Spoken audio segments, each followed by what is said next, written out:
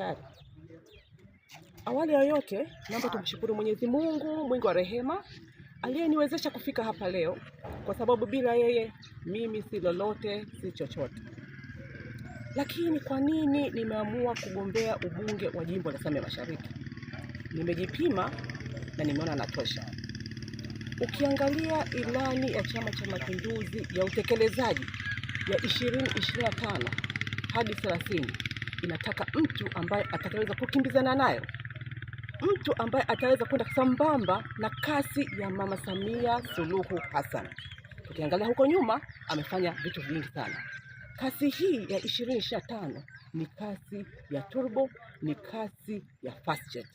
Sasa basi, mtu ambaye ataweza kukimbizana na kasi hii kwa ari mpya na kasi mpya na nguvu mpya ni mimi Miriam Mjema, kwa ajili ya jimbo la Same Mashariki.